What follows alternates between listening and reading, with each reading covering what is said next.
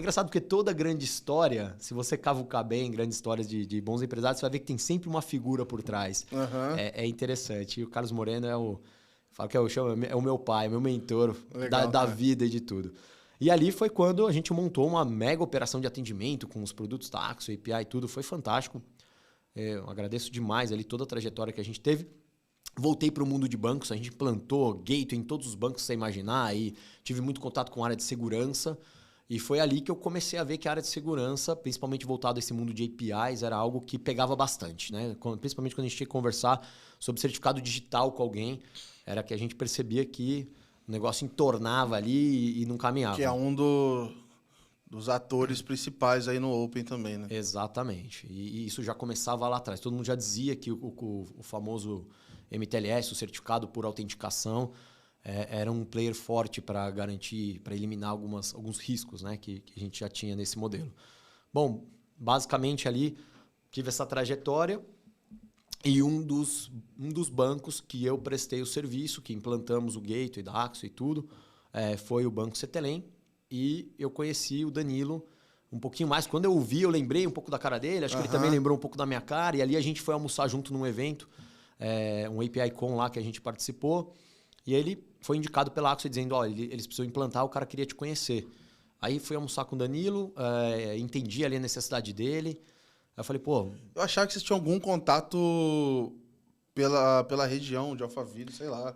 A gente se encontrava, a gente se via, né? O mundo de Alphaville ele sempre foi... eu trabalhava, eu prestei serviço para uma empresa a qual ele trabalhou. Então eu também via ele ali, né? De certa forma, é que foi bem no finalzinho. Como eu tinha mais idade, então eu lembro assim, a gente até estava batendo data esses dias. Eu tive contato com ele na hora que eu estava saindo, ele estava no primeiro ano dele entrando ali. Então, mas eu trabalhei com vários colegas dele, vários, que trabalhavam comigo e eram amigos dele de infância. Referência cruzada ali acaba ajudando. E ali foi onde a gente teve a oportunidade de fazer um trabalho legal. E acompanhando a trajetória do Danilo ali no banco, Danilo ele é um cara a ser estudado assim nessa parte. Ele tem muita criatividade. E isso casou muito comigo, porque a minha cabeça também borbulhava muito, né? E eu conseguia pegar a criatividade dele e dar um caminho, e dar um norte. Falar, cara, puta, legal, entendi o que você quer fazer, mas o que você acha aqui, se a gente fizer isso daqui? E a gente começou a fazer isso lá no Banco Cetelem, começou a dar super certo, algumas iniciativas, algumas coisas legais. E ali a gente começou a criar algumas coisas tão interessantes que, aliás, nem faziam mais tão parte do mundo do finance, né? Eram coisas meio de hobby, que começaram a ficar interessantes, mundo de saúde e outras coisas. E ali foi quando a gente criou realmente um laço, ou seja, a gente já estava... A criança estava pronta para nascer. E eu já estava com alguns produtos sendo desenvolvidos dentro de uma das empresas.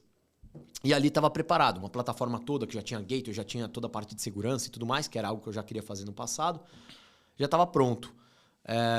E aí foi quando veio a oportunidade do Open Finance. Aí o Danilo me chamou e falou, olha, tá tendo uma oportunidade, eu vou indicar vocês, porque eu vi a plataforma de vocês, a gente fez teste aqui, tá legal. E você tinha tido algum contato com...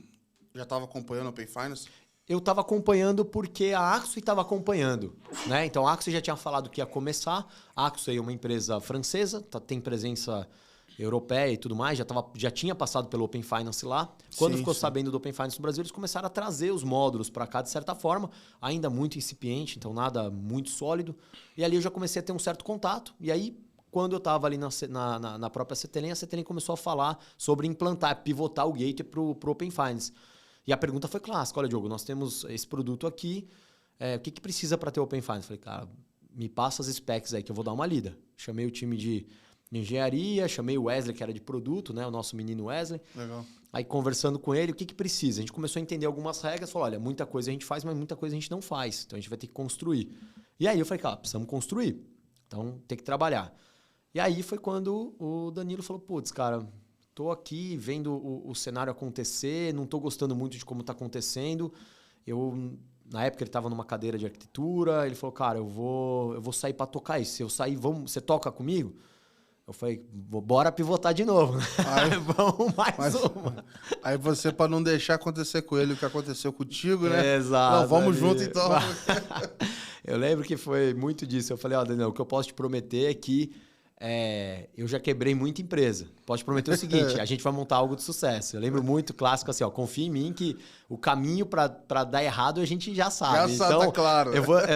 Pode deixar com essa parte. Se você me ajudar a ir pro front, usar a tua criatividade, me manda que a gente realiza aqui, acende o chão e vambora. E aí foi onde aconteceu, cara. E foi muito importante porque foi uma seleção, né? Literalmente foi uma seleção. Sentou ele, o Rogério, o outro sócio nosso, numa mesa ali. A gente foi até depois na casa do Danilo, a gente conversava muito. E essas coisas nunca são do dia para noite, né? São maturações, conversas e tudo mais. Sim. E ali foi quando a gente conversou bastante sobre quem iria, quem não iria, como ficariam as pessoas e tudo mais. E a gente começou a fazer os convites para essa seleção. Uma seleção ainda, um movimento ali, né? Um grupo seleto. Basicamente 7 pessoas ao todo.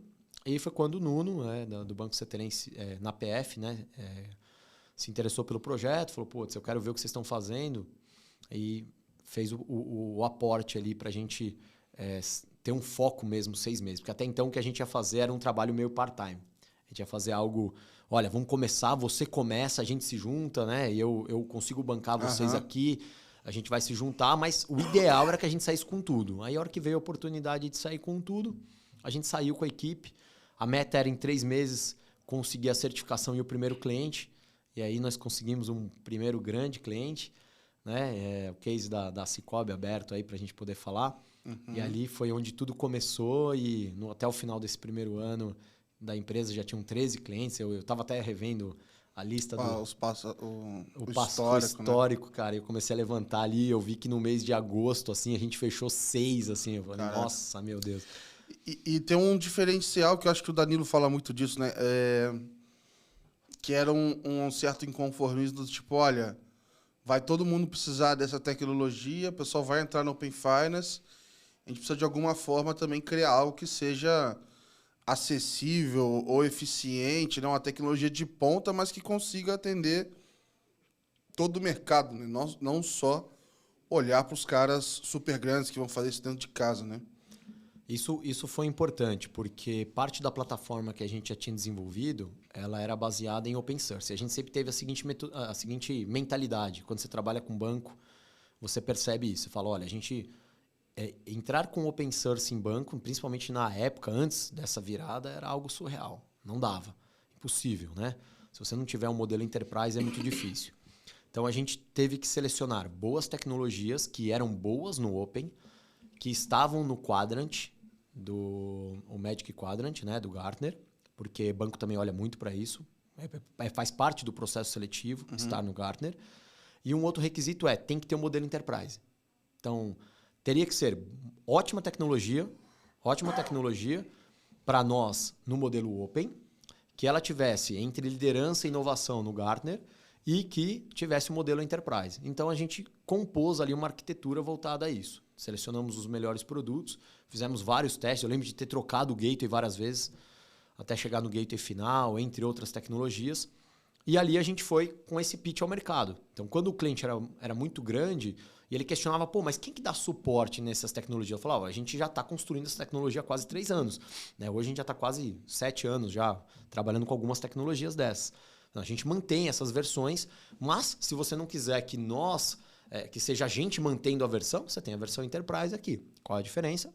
Eu vou te trazer uma proposta de subscrição adicional e isso vai te custar mais.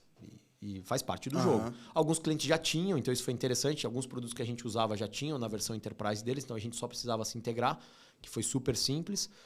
E ali, eu acho que foi uma proposta muito ganhadora, porque ao mesmo tempo a gente conseguiu oferecer para um player muito pequeno, basicamente o custo da infraestrutura, porque os produtos todos já gerenciados por nós, a gente já tinha uma equipe que já sabia gerenciar aqueles produtos, e a gente tinha a mesma oferta, a mesma qualidade, a mesma capacidade de atendimento, tanto para o player pequenininho como para o player grande ou um player gigante, né? Então isso acho que é algo que...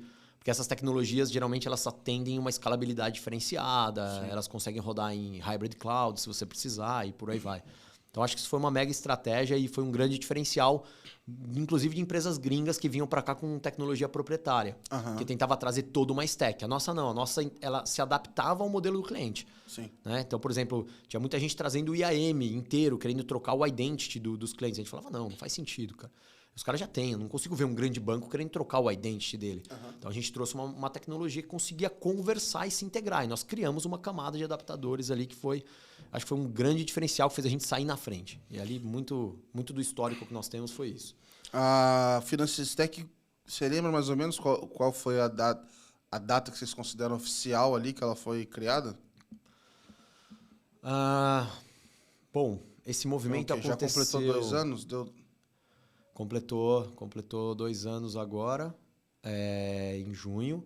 Mas esse grupo seleto que a gente criou foi meados de março.